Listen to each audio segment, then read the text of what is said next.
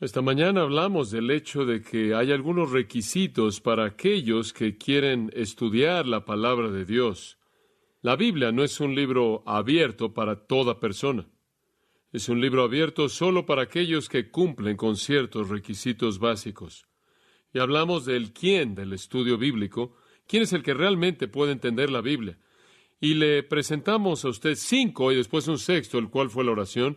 Una persona debe nacer de nuevo, debe ser diligente en su estudio, tener un gran deseo, tiene que enfrentar su pecado en su vida para que haya una santidad manifiesta y la llenura del Espíritu de Dios, quien realmente es nuestro Maestro. Y conforme usted examinó su vida, si usted entiende esas prioridades y está dispuesto a comprometerse con esas prioridades y bañar todas estas en oración, entonces usted es la persona que puede entender la Biblia. Usted es la persona a quien Dios le abrirá las páginas de su libro y darle la verdad. Ahora, estoy de acuerdo que inclusive el hombre no regenerado, puede entender un poco de la historia de la Biblia, puede entender algunas de las palabras en la Biblia, pero nunca tendrá un conocimiento bíblico en el sentido de que se manifiesta en su vida. Puede obtener algo de conocimiento mental al leer, entender y estudiar hasta cierto punto, pero nunca será el tipo de conocimiento real del cual habla la Biblia, porque nunca se manifiesta en su vida. Y entonces estamos hablando del hecho de que a menos de que cumpla con los requisitos, la Biblia nunca cobrará vida en su vida, y como consecuencia en la mente hebrea usted nunca realmente lo entenderá. Usted nunca lo entenderá hasta que se manifieste en su vida a nivel diario. Ahora, dado el quién del estudio bíblico, veamos en esta noche el cómo. Y es tan difícil el saber dónde comenzar con este libro incomparable. No sé si usted realmente ha pensado acerca de la magnificencia de la Biblia y qué privilegio tenemos en estudiarla, pero espero que en esta noche por lo menos pueda enfocarse en algunas de las cosas tremendas que lo esperan en las Escrituras conforme usted la abre. Leí hace un tiempo atrás de la perspectiva de un arquitecto de la Biblia y quería compartirla con usted simplemente como comienzo. Y cito, la Biblia es como un palacio magnífico construido de piedra oriental preciosa, constituida de 66 recintos majestuosos.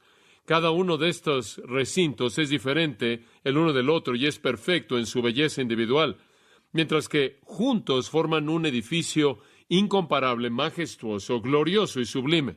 En el libro de Génesis entramos al vestíbulo en donde inmediatamente se nos introduce a los registros de las obras grandiosas de Dios en la creación.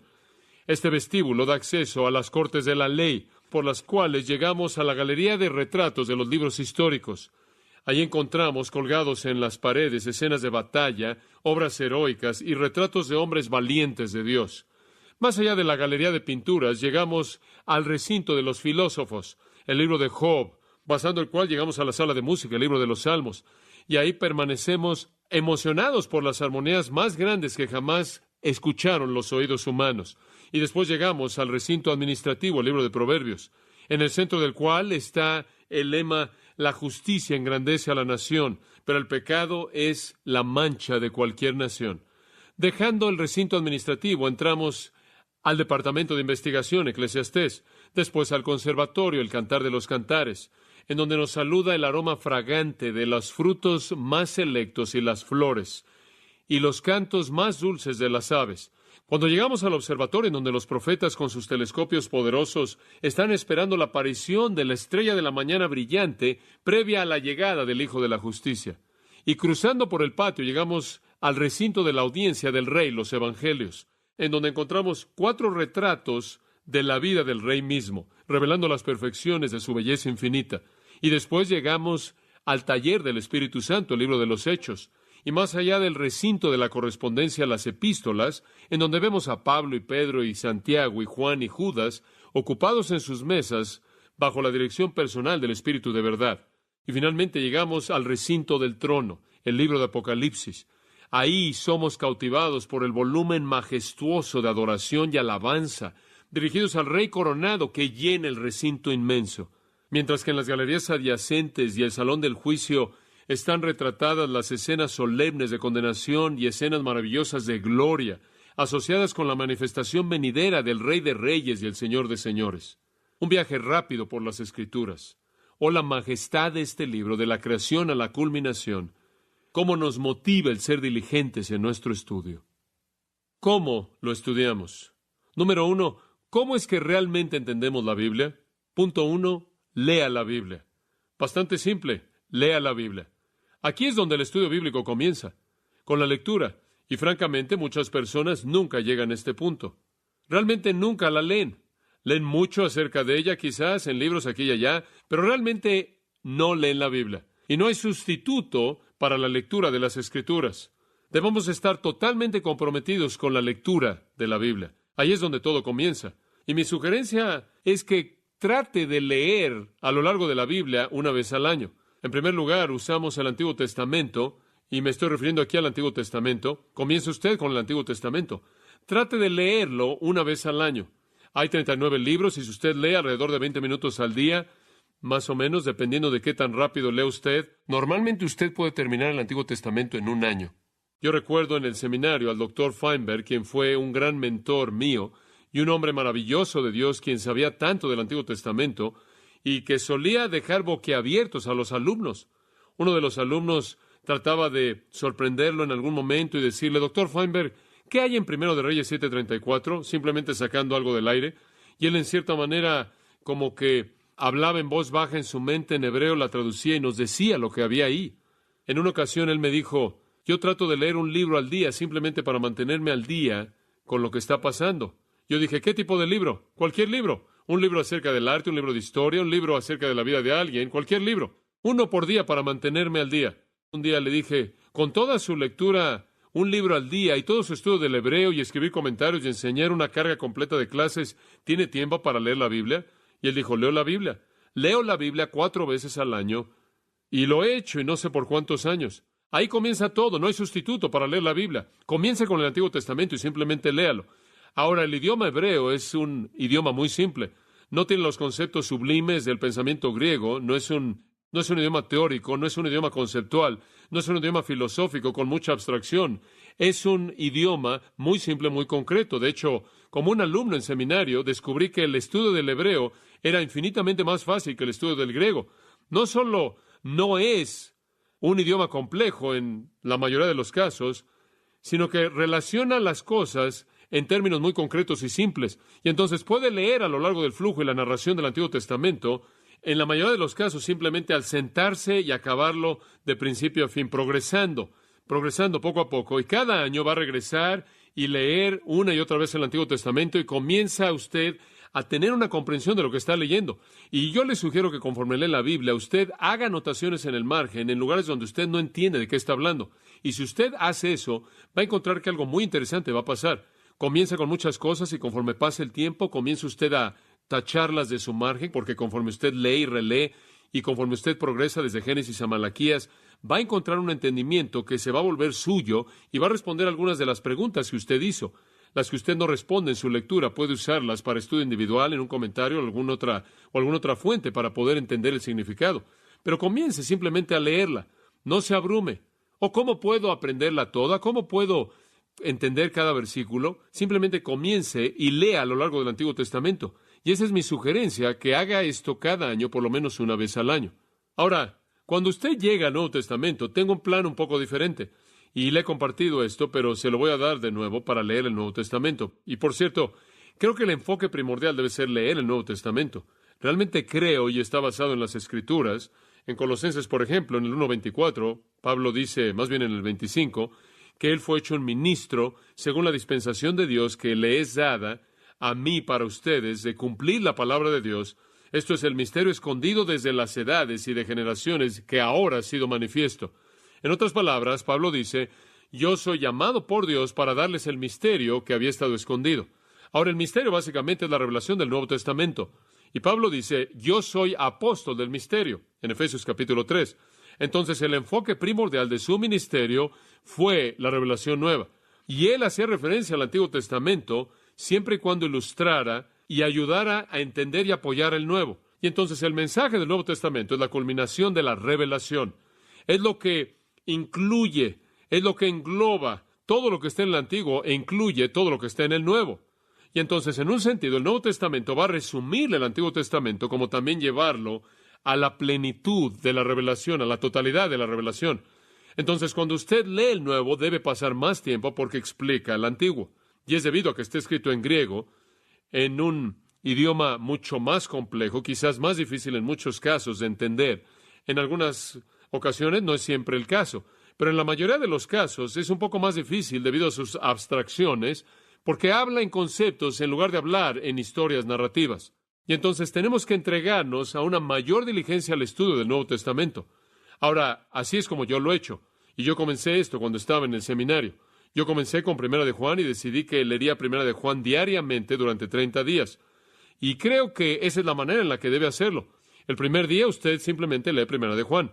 Y para muchas personas, sentarse y leer Primera de Juan, cuando lo hicieron, descubrieron que fue la primera vez que jamás habían leído un libro entero de principio a fin. Muchas personas creen que la Biblia simplemente es una colección de versículos.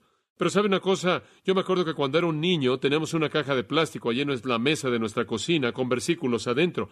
Nuestro pan diario, ese tipo de cosa. Y podía meterlas usted en el orden que usted quería, no importaba. Simplemente los sacaba y ese es algo bueno. Y decían, oh, este es bueno, este es un versículo maravilloso. Y podía sacarlos y aventarlos ahí en el aire y meterlos en el orden que quería. Pero esa no es la manera en la que la Biblia fue escrita. Cuando un libro comienza en algún lugar, y cuando termina en algún lugar, y mientras tanto se dirige en esa dirección. Y la mayoría de la gente nunca lee con el flujo. Usted necesita aprender a leer un libro. Y entonces se siente y lee Primera de Juan, le toma 25 o 30 minutos, a menos de que esté usted en lectura remedial, y probablemente le tome mucho más tiempo. Pero de cualquier manera, si usted está tomando el curso de Evelyn Wood, usted puede hacer esto 4 o 5 veces y va a terminar. Pero la idea es que usted lo lee de principio a fin el primer día, el segundo lee, lo vuelve a leer. El segundo día lo vuelve a leer, tercer día lo vuelve a leer, cuarto día lo vuelve a leer, quinto día lo vuelve a leer. Simplemente se sienta y lo lee. Ahora ya para el séptimo o octavo día va a comenzar a decirse a sí mismo, "Oh, esto ya como que está cansándome, ya entiendo esto bastante bien, pero esa es la parte difícil. Porque si usted se esfuerza y ya pasan unos 15 o 16 días, llegaba al punto en el que decía, bueno, ya entendí esto, voy a seguir adelante. Y me acuerdo que cuando llegué al día número 30 de Primera de Juan dije, todavía no entiendo el libro. Y cuando pasaron 90 días después de que terminé, 90 días de leer Primera de Juan, seguía. Ahora, después de 30 días, si usted sigue durante 30 días, va a tener una comprensión tremenda del libro. Si alguien le dice, usted sabe, ¿en dónde es que la Biblia dice que si confesamos nuestros pecados, Él es fiel y justo? Usted le va a decir, oh, eso es fácil. Primera de Juan, capítulo 1, la parte izquierda de la página, ahí en la columna derecha, a la mitad. Porque usted ya puede visualizar eso. Va a poder literalmente ver eso en su mente. La gente con frecuencia me dice, ¿por qué usas la versión King James? ¿Por qué no pasas a la nueva versión americana, a la nueva versión internacional? Porque visualizo mi Biblia. Encuentro las cosas en donde están en mi visión. En otras palabras, mi mente toma un retrato mental de una página y le puedo decir, quizás no me acuerde del capítulo en todo lugar en la Biblia, pero le puedo decir en dónde está la página. ¿En dónde? ¿En qué lugar de la página está eso? La gente me regala una Biblia nueva y estoy perdido. Podrá terminar como mormón si cambiara Biblias. Y no podría encontrar nada en otra Biblia. Entonces, lo que debe hacer es leer un libro 30 veces y al final de esas 30 veces realmente va a tener ese libro en su mente. Ahora, básicamente esto es lo que yo hago todo el tiempo que preparo un mensaje. Simplemente leo y leo y releo. Y leo hasta que el libro entero simplemente cae en mi mente en una especie de percepción visual que veo con el ojo de mi mente. Ahora, mientras estoy haciendo esto es algo que también sugeriría. Tome una pequeña tarjeta y escriba el tema principal de cada capítulo. Muy bien. Ahora, conforme usted hace eso, usted simplemente lo escribe en una tarjeta. Diariamente, conforme lee el libro, simplemente ve esa tarjeta y ve esa lista. Y lo que va a suceder es que se va a aprender el contenido de los capítulos. Comienza a aprender lo que hay en los capítulos. Ahora dice usted, ya terminé Primera de Juan durante 30 días. ¿Ahora dónde voy? Yo le sugeriría que tome un libro grande en el Nuevo Testamento. Recuerde que mientras que está haciendo esto, usted está leyendo la narración del Antiguo Testamento, simplemente leyéndolo unos 20 minutos al día. Pero ahora usted va a un libro más grande y le sugiero que de Primera de Juan vaya al Evangelio de Juan. Dice usted, pero esos son 21 capítulos. Es correcto. Entonces divídelo en 3 secciones. Lea los primeros 7 durante 30 días, los siguientes 7 durante 30 días y los siguientes 7 durante 30 días. De tal manera que al final de esos 90 días usted realmente ha leído bastante y ha dominado el contenido del Evangelio de Juan. Y por cierto, usted también tiene esa pequeña tarjeta acerca de los primeros 7 capítulos, los siguientes 7 y los últimos 7, porque son 21, y ha memorizado entonces el tema primordial o el tema principal de cada capítulo. Ahora, recuerdo cuando comencé a hacer esto, realmente fue sorprendente qué tan rápido comencé a retener las cosas en el Nuevo Testamento. Siempre quería asegurarme que no fuera un discapacitado de concordancia, andando por todos lados sin poder encontrar lo que había en la Biblia y tener que buscar todo en la parte de atrás. ¿En dónde está ese versículo? Y entonces quería aprender estas cosas y lo hice con el Evangelio de Juan después de que hice Primera de Juan. ¿Y sabe una cosa? Al día de hoy, y desde cuando lo enseñé también, el Evangelio de Juan, Primera de Juan, estos otros libros en el Nuevo Testamento se han quedado en mi mente. Pienso en el Evangelio de Juan y pienso en el capítulo. Alguien me dice, usted sabe, ¿dónde está Jesús y la vid? Capítulo 15, el buen pastor, capítulo 10, Lázaro, capítulo 11, el arresto de Jesús, capítulo 18, la conversación de Jesús con sus hermanos, capítulo 7, come mi carne y bebe mi sangre, capítulo 6, el pan de vida, capítulo 6, las bodas de Caná, capítulo 2, la mujer en el pozo, capítulo 4, Nicodemo, capítulo 3, y sigue, el juicio de los buenos y los malos, capítulo 5, versículos 28 y 29. En la parte derecha de la página, hacia abajo, la columna izquierda, ahí lo ve. Sé en mi mente en dónde está todo eso, simplemente encaja. La gente dice, oh, qué erudito, escuche, lo leí 90 veces, ¿verdad? Lo leí 90 veces. Y así es como usted aprende, ¿verdad? Isaías dice, usted aprende línea sobre línea, precepto sobre precepto, precepto sobre precepto, un poquito aquí, un poquito allá. Y cuando usted va a estudiar para un examen, usted no toma su libro y lee las notas una vez, lo cierra y dice, ya lo entendí. No, si usted es normal.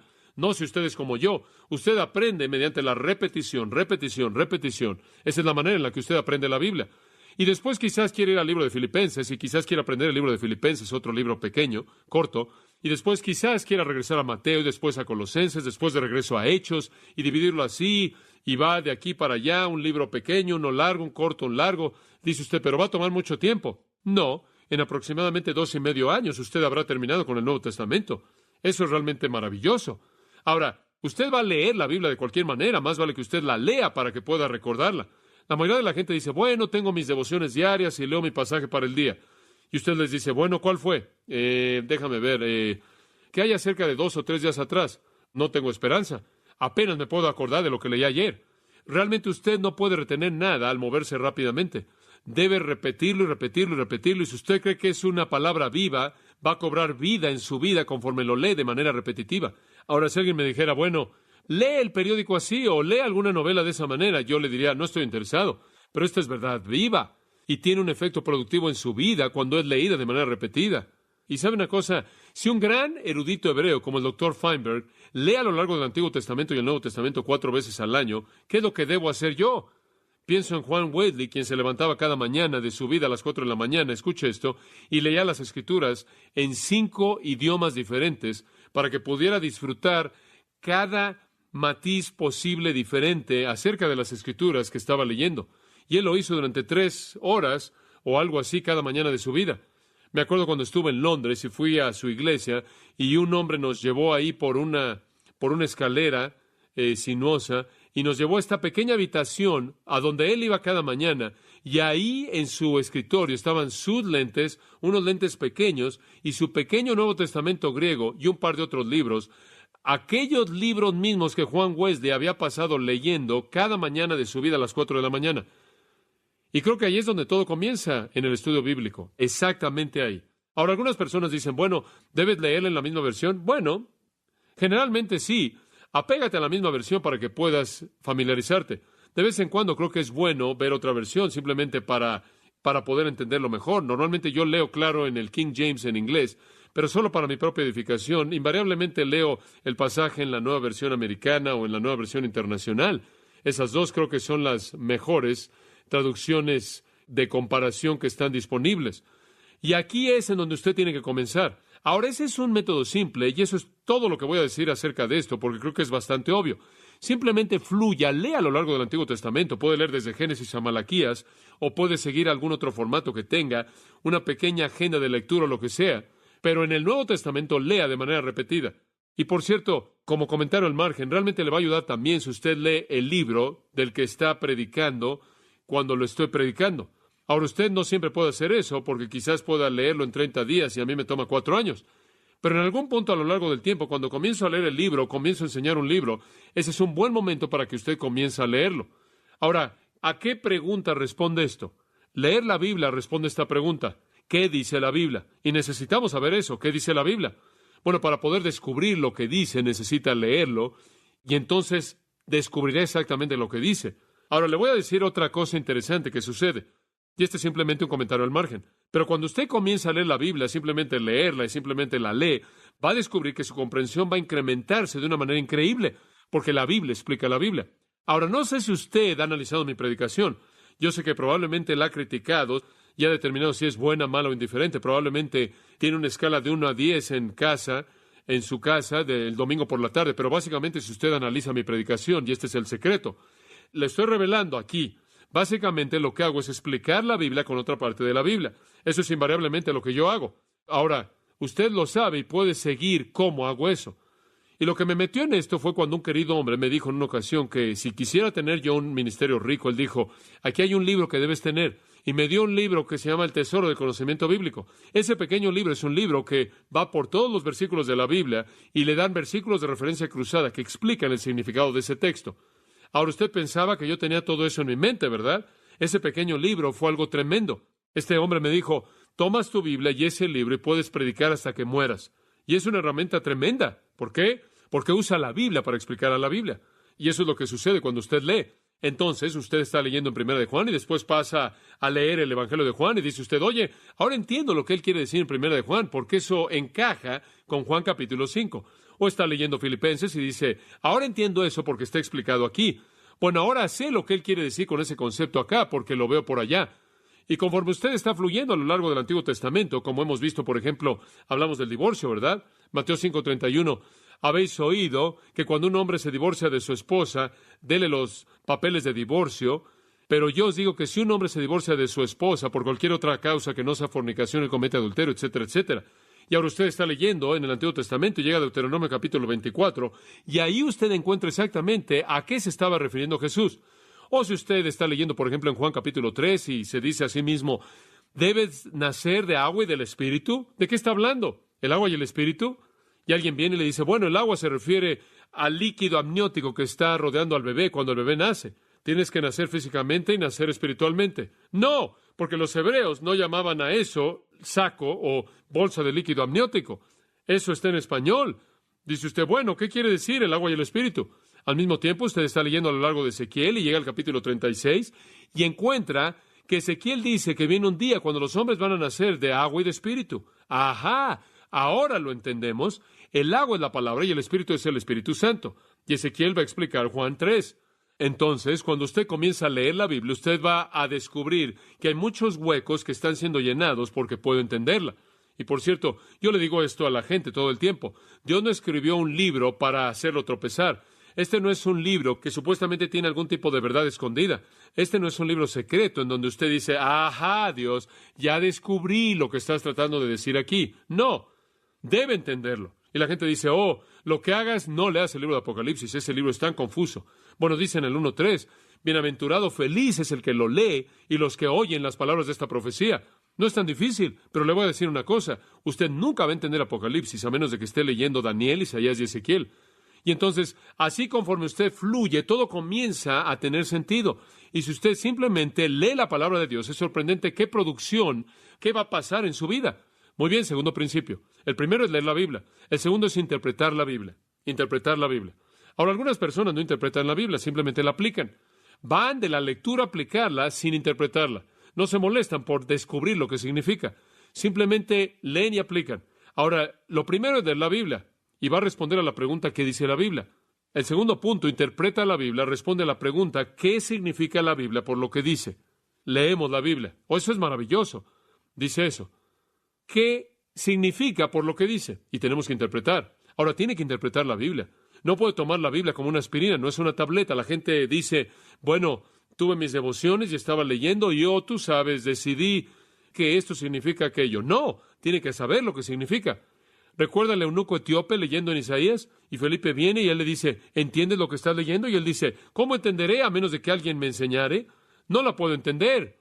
Digo, leí un versículo. Por ejemplo, usted viene aquí y lee en Colosenses, digamos, y lee, y vosotros, estando muertos en vuestros pecados y en la incircuncisión de vuestra carne, Él os hizo estar vivos juntos con Él, habiendo perdonado todas vuestras transgresiones, borrando el acta de decretos que era contraria a nosotros. Él la quitó del camino, la clavó a la cruz, y despojando a los principados y a las potestades, las exhibió públicamente, triunfando sobre ellos. Por tanto, ningún hombre os juzgue en comida o bebida. ¿Qué? Y alguien dice, ahí está la palabra transgresión y ahí está la palabra perdonar. ¿No es maravilloso que Él ha perdonado nuestros pecados? Y hasta ahí va a llegar usted si usted no aprende lo que el resto del texto significa. Y mucha predicación es así. Seguramente ha oído usted a un predicador simplemente leyendo versículo tras versículo tras versículo y después entiende una palabra que entiende y predica durante una hora acerca de esa palabra y nunca le dice lo que significa el resto del pasaje. Es como un hombre que dijo, primero leo el texto y después dejo el texto y en tercer lugar nunca regreso. En Nehemías 8:1, muy interesante, y todo el pueblo se congregó como un hombre en la calle que estaba delante de la puerta de las aguas. Y le hablaron a Esdras el escriba, le pidieron que trajera el libro de la ley de Moisés, la cual Jehová había mandado a Israel. Muy bien, van a traer el libro, saquen la ley de Dios. Y Esdras el escriba trajo la ley delante de la congregación de hombres y mujeres y todos los que podían entender el primer día del 7º mes. Y leyó ahí en la calle que estaba delante de la puerta de las aguas de la mañana hasta el mediodía. Ahora ahí comienza todo. Tiene que leer la Biblia. Simplemente se puso de pie, la leyó, la leyó. Y los ojos del pueblo estaban atentos al libro de la ley, versículo 5. Esdras abrió el libro a los ojos de todo el pueblo, y cuando lo abrió, todo el pueblo se puso de pie. Y Esdras bendijo a Jehová, al gran Dios. Y todo el pueblo respondió amén, amén, y levantaron sus manos, inclinaron sus cabezas y adoraron a Jehová con sus rostros al piso. En otras palabras, en respuesta a la lectura simplemente adoraron al Señor. Pero después en el versículo 8 está la clave. Entonces leyeron en el libro de la ley, y dice ahí, y pusieron el sentido, dieron el sentido, e hicieron que entendieran la lectura. ¿Sabe una cosa? Tuve una ocasión este año de estar en el Concilio Internacional de Inerrancia Bíblica, y estos grandes eruditos de todo Estados Unidos, unos 250 de ellos, se reunieron e iban a reafirmar al mundo entero que toda palabra de Dios es pura, como dice Proverbios 30. Iban a afirmarle al mundo entero que la Biblia es la verdad absoluta de Dios. Es inerrante en toda palabra. Y durante 4 días, conforme presentaron sus proyectos de eruditos, ni siquiera podía entenderlos. Simplemente, como usted sabe, una erudición tremenda. Y estaban aquí presentando este volumen inmenso de material. Y nosotros estábamos cargando estos cuadernos monstruosos de notas con estos proyectos de investigación teológica impresionante y gran erudición. Y estaban hablando de lo importante que era que nosotros estuviéramos conscientes y nos sometiéramos a la verdad de que toda palabra en la Biblia es verdad. Y tuve un seminario al final de la conferencia. Mi seminario era ¿cómo es que la inerrancia se relaciona con el ministerio de la iglesia? Y yo dije esto. Me sorprende que en una conferencia acerca de la inerrancia, en donde todo el mundo está enfatizando lo importante que es toda palabra en la Biblia, nadie ha dado un mensaje expositivo, el cual trata con toda palabra. En otras palabras, ¿por qué estamos peleando por toda palabra si nunca nos molestamos por enseñar toda palabra o aprender lo que significa? No es suficiente decir simplemente creemos que toda palabra es verdad y después escoger una palabra de 45 versículos y predicar un sermón acerca de esa palabra. Esa es la razón por la que el fin definitivo de un compromiso verdadero con la inerrancia de las Escrituras es la exposición, como es dada por Dios. Entonces, hemos llegado a qué significa la Biblia por lo que dice. Y realmente creo que en muchas maneras esa es la clave del crecimiento de Grace Church. Creo que la gente ha respondido en muchas otras razones, pero una de las primordiales. La gente ha respondido finalmente a descubrir lo que la Biblia significa por lo que dice. Han estado en la oscuridad por tanto tiempo y en cierta manera simplemente hemos abierto la puerta, usted sabe, y no es difícil abrirla porque Dios nos ha dado su palabra para entenderla y su Espíritu para que sea nuestro maestro. En 1 Timoteo 4:13, Pablo le dice a Timoteo cómo predicar. Esto es lo que le dice. Entre tanto que voy, entrégate o entrega tu atención a la lectura, exhortación y enseñanza. Ahora, ¿cómo sabe usted lo que él está diciendo? Ahora escuche esto. Él está diciendo, lee el texto, doctrina, explica el texto, exhortación, aplica el texto. No solo lo lees y lo aplicas, lo lees y después lo explicas y entonces lo aplicas. Ahora eso es realmente lo que significa trazar derecho. Ahora eso es realmente lo que significa usar bien la palabra de verdad. ¿Y se acuerda usted de lo que le dije en el sermón del divorcio, cómo los fariseos se habían metido en problemas porque malentendieron Deuteronomio 24? La mala interpretación es la madre de la mania, francamente, de todo tipo de cosas. Por ejemplo, permítame darle algunas cosas que están siendo enseñadas en la actualidad en base a interpretaciones equivocadas. Debido a que los patriarcas practicaron la poligamia, así también nosotros debemos practicarla. Eso es lo que algunos están enseñando. Aquí hay otra. Debido a que el Antiguo Testamento habló del derecho divino del rey de Israel, todos los reyes tienen derechos divinos. Pasamos por eso en la Edad Media. Debido a que el Antiguo Testamento promovió la muerte de brujas, deberíamos estar matando a las brujas. Debido a que algunas plagas del Antiguo Testamento eran de Dios, debemos evitar toda salubridad para no estorbarlo. ¿Qué le parece esta? Debido a que el Antiguo Testamento enseña que las mujeres deben sufrir en el parto como un castigo divino, nunca jamás se debe usar ninguna anestesia. Ahora, todas esas son malas interpretaciones. Alguien no entiende lo que la Biblia realmente está diciendo, no entiende la situación en la cual fue escrita. Ahora, no es fácil entender todo esto. Me acuerdo de un hombre que me dijo, estoy tan cansado de tratar de entender la Biblia. Él es un maestro de Biblia. Él dijo, estoy tan cansado de tratar de entender la Biblia. Estaba hablando con él en Hume Lake en una ocasión. Él dijo, he decidido tomar todo para todo mundo. Él dijo, he probado la ruta dispensacional y he probado la ruta dispensacional modificada y he probado la ruta de la teología de pactos y simplemente he decidido tomar todo para todo mundo. Le dije, ¿cuándo te cortaste la parte de adelante de tus patillas? Yo le dije, el Antiguo Testamento le dice a los judíos que se las dejen. ¿Es eso para ti? Yo le dije, ¿cuándo ofreciste tu último cordero? Yo le dije, espero que no estés mezclando el algodón con la lana. ¿Lavas todos los trastes de tu cocina de manera ceremonial antes de que tu esposa prepare tu comida kosher? No puedes tomar todo para todo el mundo. ¿Cuándo fue la última vez que trataste de caminar sobre Hume Lake? Como puede ver, no es así de fácil. Debe haber interpretación. Ahora, al manejar de manera correcta la palabra, interpretar la palabra, hay 3 errores que deben ser evitados. 3 errores que deben ser evitados. Podría divertirme mucho con estas, pero voy a tratar de contenerme. Número uno, no enfatice un punto a costa de la interpretación apropiada. No enfatice un punto a costa de la interpretación apropiada. En otras palabras, no haga que la Biblia diga lo que usted quiere que diga. Es como el predicador que predicó acerca del hecho de que las mujeres no deben usar un peinado en el que tengan todo el cabello en la parte de arriba de su cabeza. Y su texto fue, a partir de Mateo 24, no dejen que la parte de arriba descienda, en donde dice que los que están en la azotea no desciendan. Eso no es lo que el pasaje está enseñando. Pero bueno, esa es una ilustración absurda, claro, cómica, pero puede llegar a la Biblia como el hombre que dijo, ya tengo un sermón, solo tengo que encontrar un versículo para apoyarlo. Digo, ya tiene su idea preconcebida, simplemente quiere encontrar algunos versículos para apoyarla.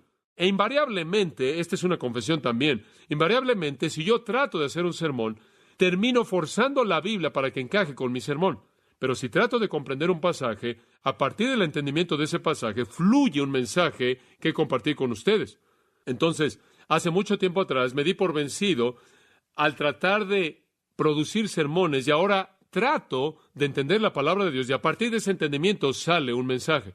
Y sabe una cosa, usted puede pensar en algunas cosas maravillosas, se le pueden ocurrir bosquejos fabulosos e ideas fabulosas, muy interesantes, pero simplemente tiene que torcer la Biblia para que pueda encajar un poco, para hacer que la Biblia diga lo que usted quiere que diga. Los rabinos en una ocasión, recuerdo leyendo el Talmud, los rabinos en una ocasión decidieron que querían predicar acerca del mensaje del hecho de que su pueblo tenía que cuidarse entre sí. Y había un problema social, la gente no era gente amorosa. Y entonces dijeron, la gran historia en la Biblia que dice que la gente debe amar a la gente es la Torre de Babel. Y en el Talmud lo interpreta de esta manera. Dice que la razón por la cual Dios dispersó a todas esas personas y la razón por la que Dios confundió todo su idioma fue porque ellos habían colocado los materiales antes que la gente. Eso no tiene sentido, pero esto es lo que dijeron. Conforme la Torre de Babel estaba creciendo más y más, se necesitaba que alguien que cargaba tomara muchas horas para cargar la carga de tabiques hasta la parte de arriba, de tal manera que para que los que ponían los tabiques pudieran colocar sus tabiques. Si un hombre se caía de la torre conforme iba subiendo, nadie le ponía atención, ¿verdad? No perdían ningún tabique. Pero si un hombre se caía conforme iba subiendo, estaban furiosos porque habían perdido los tabiques. Y esa es la razón por la que Dios dispersó a las naciones y confundió su idioma, porque estaban más preocupados por tabiques que por la gente. Ahora, ¿sabe una cosa? Debería estar más preocupado por la gente que por los tabiques. Pero eso no es lo que la Torre de Babel está diciendo. Y Dios no los dispersó porque estaban más preocupados por los tabiques, sino porque estaban construyendo un sistema religioso idólatra. Usted no puede hacer que la Biblia ilustre sus sermones, sus pensamientos. Entonces, lo que tiene que cuidar es que usted no interprete la Biblia a costa de su significado verdadero. Deje que diga lo que quiere decir. He oído varios sermones de 2 de Pedro 2:20 de cómo puede perder su salvación. Invariablemente usted va a oír al hombre decir, si después de que han escapado las contaminaciones del mundo a través del conocimiento del Señor y Salvador Jesucristo, se vuelven a enredar en ellas y son vencidos por ellas, su postrer estado es peor que el primero. Y dicen, como puede ver aquí en ese versículo, puede escapar las contaminaciones, puede tener el conocimiento del Señor y Salvador y puede caer y enredarse, y su postrer estado es peor que su primero cuando creyó. ¿Se da cuenta? Puede perder su salvación. Lo que olvidan es la palabra ellos. Y si usted estudia la palabra ellos al principio, va a descubrir que es el mismo ellos en el capítulo entero. Y está hablando de los pozos sin agua, de las nubes sin lluvia, de las manchas en los ágapes, y usted lo rastrea hasta el 2:1, y está hablando de los falsos profetas que siguen las doctrinas de demonios. Usted no puede usar el versículo para eso porque no está en su contexto. De hecho, Pablo tiene una palabra para esto cuando usted lo hace. En 2 Corintios 2:17, él dice, no somos como muchos que corrompen la palabra de Dios. Y él usa la palabra ahí capelos, y capelos básicamente tenía que ver con vender algo. Básicamente era una palabra en el centro comercial. Y tiene que ver con vender algo de manera engañosa, un producto que realmente no es lo que usted dice ser, falsificarlo. Y él dice ahí que hay algunos que falsifican la palabra de Dios, la corrompen para que encaje con sus pensamientos. Hombre, me sorprende cuando oigo a personas como el reverendo Ike y estos otros que toman los versículos de la Biblia y los tuercen para que digan lo que ellos quieren decir. La otra noche por televisión escuché un hombre, él estaba predicando y él estaba diciendo, ahora, ¿qué significa la Biblia? Y después presentó la interpretación más absurda, increíble, y la gente aplaudió. Pensaron que era maravilloso. Tenía tanta imaginación. Simplemente no fue verdad. Tiene que entender el mensaje correcto. En segundo lugar, tiene que evitar otra cosa. Evite la interpretación superficial. La interpretación superficial. Conforme usted estudia la Biblia para aprender lo que dice, no sea superficial. La gente siempre dice, bueno, veamos, creo que este versículo significa esto. Bueno, ¿qué quiere decir este versículo para ti? ¿Qué significa para ti? Y como usted sabe, muchas veces tiene un estudio bíblico, el cual no es nada más que un grupo de personas ignorantes, muchas personas que se sientan sin saber lo que dice el versículo. Ahora, yo apoyo el estudio bíblico, pero alguien tiene que descubrir lo que realmente significa y después puede discutir el cómo se aplica, pero no sea superficial. 1 Timoteo 5:17 habla acerca de los ancianos que trabajan duro en la palabra de Dios. Realmente es importante no ser superficial. En tercer lugar, otro error que evitar. El primer error que mencionamos es no enfatice un punto a costo de la interpretación correcta. En segundo lugar, evite la interpretación superficial. En tercer lugar, no espiritualice. No espiritualice. El primer sermón que jamás prediqué fue un sermón horrible. Mi texto fue, y el ángel rodó la piedra. Mi sermón era quitando piedras al rodarlas en su vida. Hablé de la piedra de la duda, de la piedra del temor, de la piedra del enojo. De eso no está hablando el versículo. Está hablando de una piedra verdadera. Hice una alegoría fabulosa. Escuché un sermón acerca de que echaron 4 anclas y anhelaron el día. El ancla de esperanza, el ancla de la fe. Estas no son anclas de nada más que metal.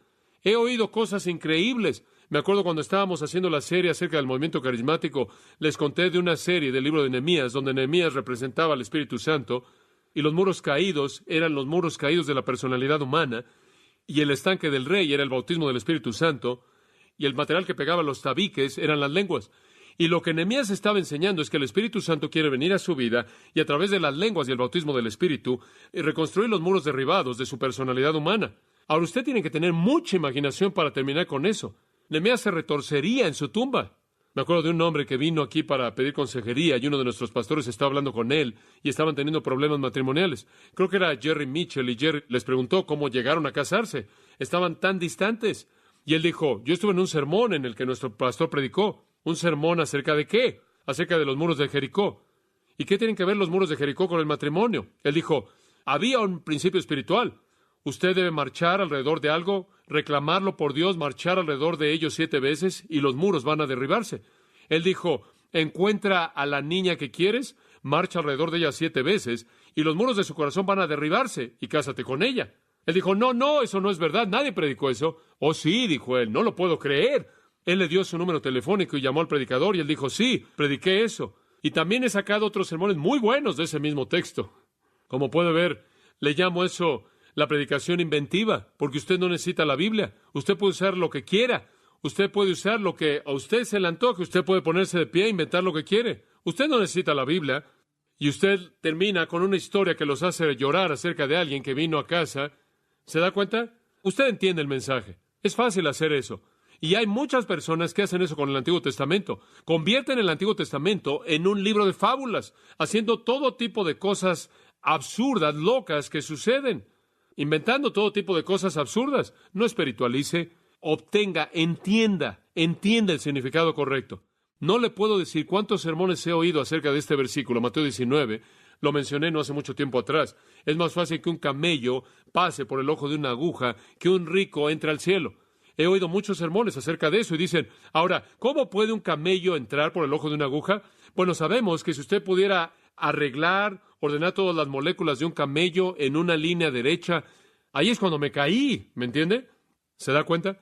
O el otro es, bueno, usted, como puede ver, la palabra para camello en el griego y la palabra para hilo en el griego tienen una diferencia de una letra, y un escriba lo invirtió. Debería ser un hilo a través o por el ojo de una aguja, o de otra manera. He oído esto. Había una puerta en la ciudad de Jerusalén llamada la puerta de la aguja, y era una pequeña puerta por la que los camellos entraban. Ahora dígame usted, ¿por qué alguien construiría una pequeña puerta para que los camellos entraran por ahí? Y en segundo lugar, nunca ha habido un arqueólogo sobre la faz de la tierra que encontró esa puerta. Lo que Jesús está diciendo es esto. Es más fácil que un camello entre por el ojo de una aguja que un rico entre al cielo o al reino de Dios. ¿Sabe por qué dijo eso? Él dijo porque los judíos creen que entre más dinero tiene usted, más dinero coloca usted en el tesoro en donde depositaban sus ofrendas. Entre más dinero tenía, entre más sacrificios compraba usted, entre más sacrificios compraba y entre más dinero colocaba usted ahí en la ofrenda, más cerca estaba usted del reino de Dios, de tal manera que entre más rico era usted, tenía más oportunidades de estar en el reino. Y lo que Jesús está diciendo es que el hombre más rico en el mundo no puede entrar a mi reino, así como usted no puede hacer que un camello entre por el ojo de una aguja. Y los discípulos respondieron diciendo, ¿quién entonces puede ser salvo? Ellos entendieron el mensaje. ¿Quieres decir que no puede ser salvo? ¿Ni siquiera un hombre rico puede ser salvo? Y después Jesús dijo, para los hombres esto es imposible. Y lo que él estaba tratando de decir era, es imposible que un hombre rico pueda comprar su acceso al reino. Es igual de imposible como tratar de meter a un camello por el ojo de una aguja. Eso es exactamente lo que él quiso decir. Pero después él se volteó y dijo, pero con Dios que todas las cosas son posibles. Él estaba tratando de mostrarles que, de acuerdo con su capacidad humana, no podían hacer lo que Dios podía hacer en su poder. Entonces, 3 cosas que debe evitar. No malinterprete para sus propios fines. No enfatice un punto a costa de una interpretación apropiada. Evite una superficial y no espiritualice ni alegorice. Ahora, para poder interpretar apropiadamente la Biblia, y vamos a ver esto rápidamente, para poder interpretar apropiadamente la Biblia, ¿qué es lo que tiene que hacer? Bueno, tiene que construir un puente sobre algunos valles. Muy bien, este no es un nuevo libro, ¿verdad? Este libro ha existido durante algunos años, partes de él, tanto como 4,000 años. Entonces ha existido por un tiempo. Ahora, ¿cómo entendemos lo que han estado diciendo y qué estaba pasando en la escena? Tenemos que construir un puente sobre 4 valles. En primer lugar está el valle del idioma. Hablamos español.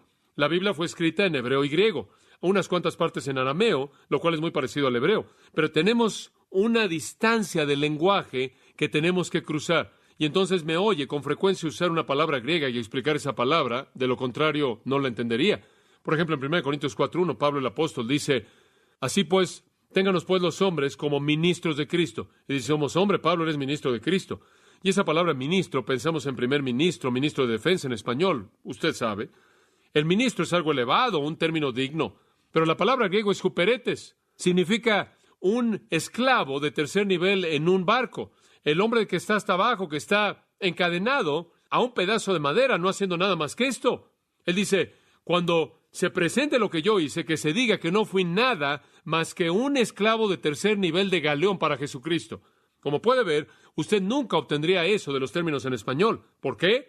Tiene que construir un puente para poder cruzar la distancia del idioma. Tiene que cubrir mucho espacio. Y esto es algo muy, muy necesario. Por ejemplo, si usted estudia el libro de Hebreos, la palabra perfección puede confundirse de manera total al comprender el libro de Hebreos, a menos de que entienda que la perfección tiene que ver con la salvación, no con madurez espiritual. Pero eso es lo que usted tiene que descubrir conforme usted estudia las palabras, los términos y su relación en el texto. Es muy importante hacer esto. Y por cierto, si usted quiere estudiar las palabras en la Biblia, el Nuevo Testamento en particular, adquiera uno de los diccionarios de Vine. Es algo muy útil para alguien que no conoce el griego. Usted puede consultar toda palabra en inglés y en español y le va a decir, le va a dar el significado en griego y demás. Realmente le va a ayudar como un estudiante de la Biblia. También una buena concordancia le va a ayudar. Strong's, particularmente Strong's, es útil. En segundo lugar, tiene que construir un puente para cubrir la distancia cultural. Muy bien. Las culturas son diferentes, digo muy, muy diferentes. Si no entendemos la cultura de la época en la cual la Biblia fue escrita, nunca entenderemos su significado. Por ejemplo, en el principio fue el Verbo, y el Verbo era Dios, y el Verbo era con Dios. ¿Qué significa eso? ¿Por qué él no simplemente dijo, antes de que Jesús naciera, él ya estaba en el principio? ¿Por qué lo hizo? Eso habrá resuelto muchos problemas para nosotros. Pero como puede ver, él usó el verbo, porque ese era el lenguaje que se usaba en la época. Y él estaba diciendo a los griegos, aquello que causó que todo ese poder cósmico no es ningún otro que el verbo que se hizo carne. Y al judío el término verbo era siempre la manifestación de Dios, porque el verbo del Señor, la palabra del Señor, siempre era Dios reflejando su personalidad. Y entonces cuando él dijo,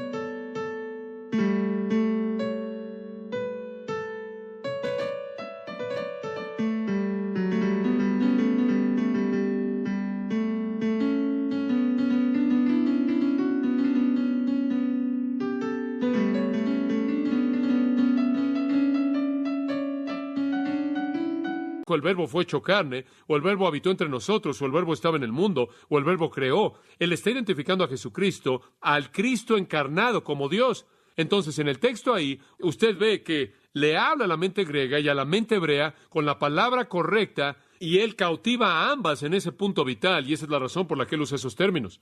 Y entonces digo que esto sucede a lo largo de la Biblia. Tenemos que cruzar esa distancia cultural y esa distancia del idioma. Y es tan importante. Si usted no entiende el gnosticismo que existía en la época de la escritura de Colosenses, usted no va a entender el libro. Si usted no entiende la cultura de los judaizantes que estaba entrando en las iglesias gentiles, usted no puede entender el libro de Gálatas. Si usted no entiende la cultura judía, usted no puede entender el libro de Mateo. Debe haber un entendimiento cultural. Y es bueno que usted lea libros que le ayudan con eso. Edersheim y algo de Barclay, aunque su teología está mal, algunos de sus conceptos culturales son muy buenos. En tercer lugar, tiene que cruzar la distancia de la geografía. Usted lee acerca de que descendieron a Jericó. ¿Cómo que descendieron a Jericó? Bueno, si usted ha estado ahí, sabe lo que significa descender. Ascendieron o subieron a Jerusalén. Jerusalén definitivamente está arriba. Está hacia arriba a partir de todo lugar. Ahí en una planicie que está elevada. En 1 Tesalonicenses dice que de vosotros resonó la palabra del Señor por toda Macedonia y Acaya.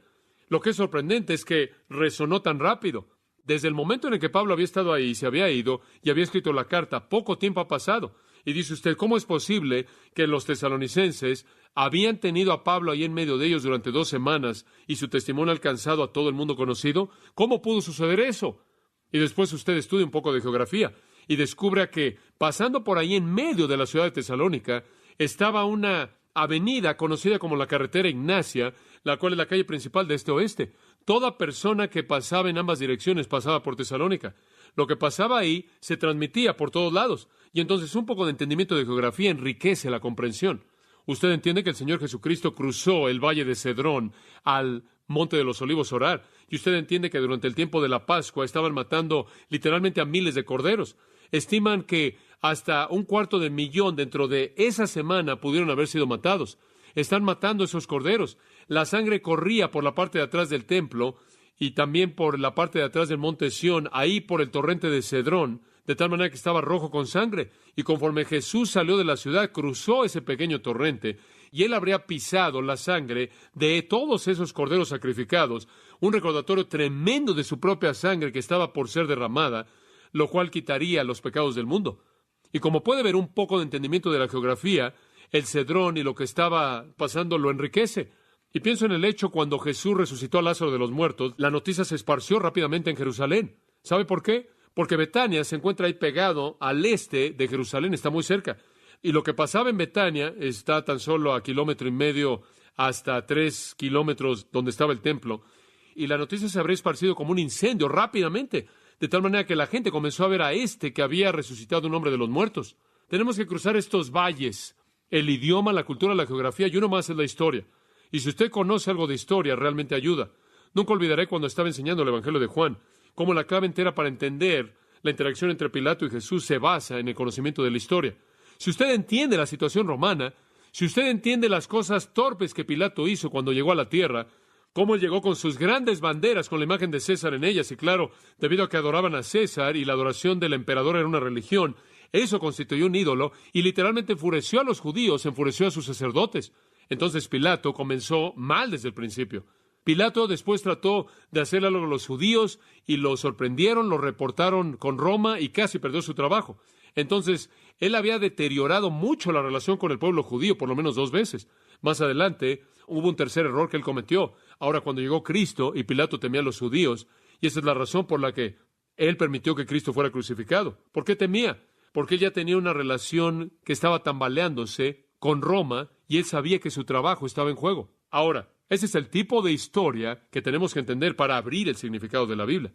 Ahora, usted puede entender eso a partir de un diccionario bíblico. Eso lo va a enriquecer. Tiene que interpretar la Biblia. Y eso significa cerrar estos valles. Siempre oye usted a gente decir, bueno, yo no leo ningún libro, yo entro directo a la Biblia. Eso no es piadoso, eso es torpe, porque tiene que entender las fuentes, el material de trasfondo para entenderla. Digo, me gustaría oír a alguien que le diera una exposición clara acerca de Shur, Moab, Maher Shalal, Hasbaz, Calno, Carchemish, Migmash, sin un comentario o un diccionario bíblico. Usted va a tener dificultad en hacerlo, y entonces debemos usar buenas herramientas. Ahora, conforme usted interpreta usando las herramientas, los libros, tiene que cerrar entonces esta distancia de idioma, esta distancia cultural, una distancia de geografía y una distancia de historia. ¿Cuáles son los principios que usa? Escuche con atención conforme los menciono rápidamente. En primero, el principio literal. Debe usar el principio literal. Le voy a dar rápidamente 5 de ellos. Eso significa que usted entiende las Escrituras en su sentido literal, normal, natural. Ahora, van a haber figuras de dicción, pero es idioma normal también. Van a haber símbolos. Ese también es idioma normal. Cuando usted llega a pasajes apocalípticos como Zacarías y Daniel y Ezequiel, Isaías y Apocalipsis, y ve a bestias, imágenes, usted sabe que esas son figuras, y usted sabe que son símbolos, pero expresan, escuche esto, verdad literal. Usted debe entender la Biblia en su sentido natural normal. Tome el sentido literal, normal, natural. Y sabe una cosa, usted siempre debe preocuparse cuando alguien viene y dice, hay un significado escondido aquí. Y usan el versículo, la letra mata, pero el espíritu da vida. Y de esta manera quieren este método alegórico. No nada más tome lo que dice, vaya detrás del significado escondido secreto. ¿Sabe usted quién sabe lo que es? Nadie sabe. ¿Sabe usted quién sabe cuál es ese significado? Nadie lo sabe. Lo están inventando. Entiéndala en su sentido literal. En segundo lugar, debemos seguir el principio histórico. La Biblia debe ser estudiada en su contexto histórico. Ahora, ya hemos mencionado esto. ¿Qué significó para la gente a quien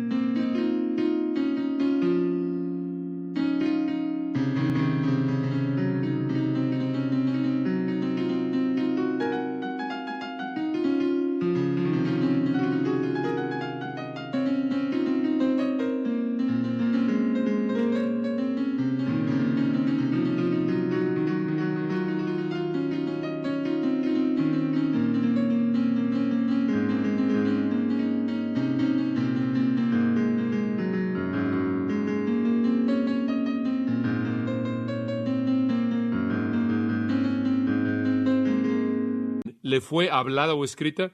Un texto sin un contexto históricamente es un pretexto. Si usted lee Filipenses 1 y lee acerca de las grandes declaraciones de Pablo ahí, tiene que saber que cuando él está hablando de que algunos están predicando a Cristo por contienda y demás, no obstante me regocijo porque él es predicado, tiene que entender el contexto histórico o realmente nunca va a entender lo que hay en su corazón, el principio histórico. En tercer lugar, el principio gramático.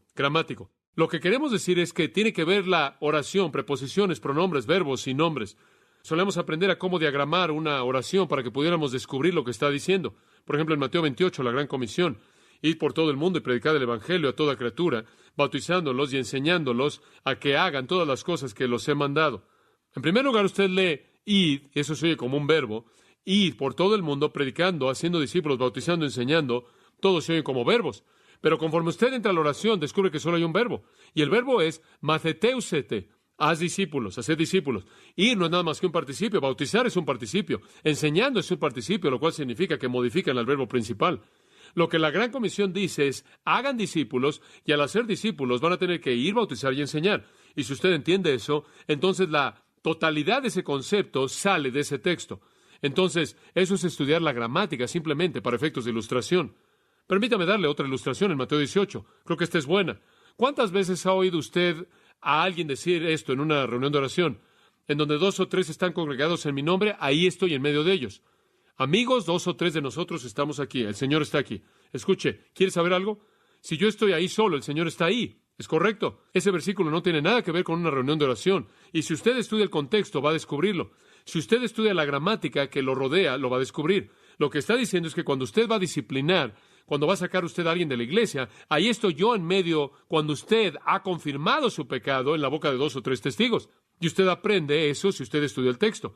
Y entonces tiene que examinar la gramática, pero con mucho cuidado para que realmente la comprenda. De hecho, he oído Hebreos 12, me acuerdo cuando era niño. Hombre, oí el sermón más intimidante en mi vida de Hebreos 12. Nunca lo olvidé. He aquí, estamos rodeados de tan grande nube de testigos. Y este hombre dijo, todo mundo te está viendo. ¿Qué quieres decir todo mundo? Todo mundo en el capítulo 11 de Hebreos. Enoc, Abraham, Moisés. Y él sigue a lo largo de estos grandes héroes de la fe. Todos te están viendo para ver cómo vas en tu vida cristiana.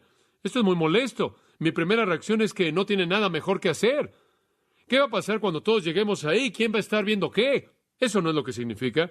En el capítulo 11 de Hebreos, usted tiene una lista entera de personas que viven por la fe. Y en el capítulo 12, lo que él está diciendo es que esa grande nube de testigos están siendo testigos de que la vida bendita es la vida de la fe. Y ustedes deben aprender de su testimonio. No tiene nada que ver con el hecho de que ellos estén sentados ahí en las gradas observándolo. Eso viene a partir de entender la gramática, el texto. Cuarto, el principio de síntesis. Tenemos un principio histórico, tenemos un principio literal, principio histórico, principio gramatical y un principio de síntesis. Y esto es lo que los reformadores llamaban la analogía escritura. Las escrituras se unen. En otras palabras, escuche esto, una parte de la Biblia no enseña algo que otra parte contradice. Entonces, conforme usted estudia las escrituras, todo debe encajar.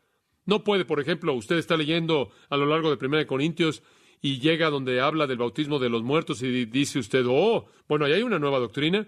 Si usted se bautiza, puede bautizarse por alguna persona muerta y eso los va a salvar. Ahí está el bautismo para los muertos. Ahora, espera un momento. ¿La Biblia permite el hecho de que alguien puede ser bautizado por una persona muerta? ¿Está esto en algún lugar en las Escrituras? ¿Acaso eso contradice la doctrina de la salvación como la conocemos? Entonces, esa no puede ser la interpretación de ese pasaje, porque ningún pasaje en sí mismo va a contradecir la enseñanza de las Escrituras. Y ese es el principio de síntesis. J. I. Packer dice de manera maravillosa, y cito, la Biblia aparece como una orquesta sinfónica con el Espíritu Santo como su Toscanini. Cada instrumento ha sido traído de manera deliberada, espontánea, creativa, para tocar sus notas tal como el gran conductor lo deseó. Aunque ninguno de ellos podría jamás oír la música como un todo, el punto de cada una de las partes se vuelve claro en su totalidad cuando es visto en relación al resto.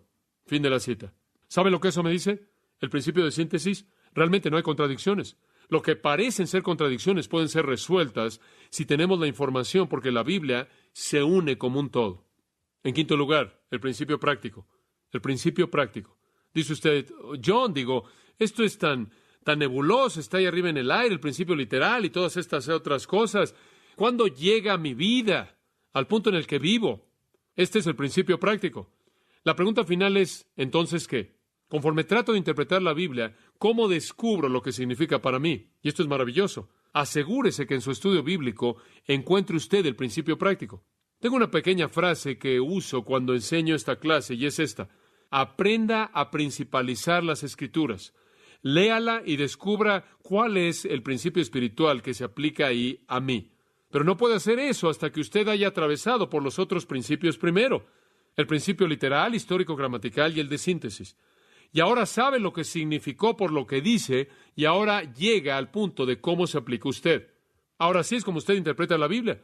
Y mientras que usted está leyendo a lo largo de la Biblia y está leyendo a lo largo del Antiguo Testamento, de vez en cuando trabaje en alguno de esos pasajes problemáticos o quizás tome un libro y empiece a estudiarlo lentamente.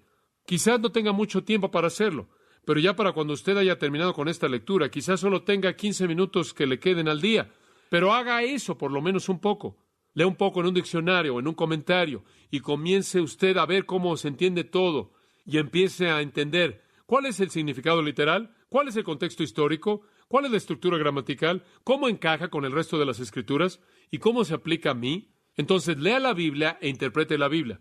Y rápidamente, simplemente voy a añadir unos cuantos al final y ya voy a dejarlos ir. En tercer lugar, medite en la Biblia. Medite en la Biblia. No se apresure. Y ni siquiera necesito decir mucho acerca de esto, fuera de recordarle que las Escrituras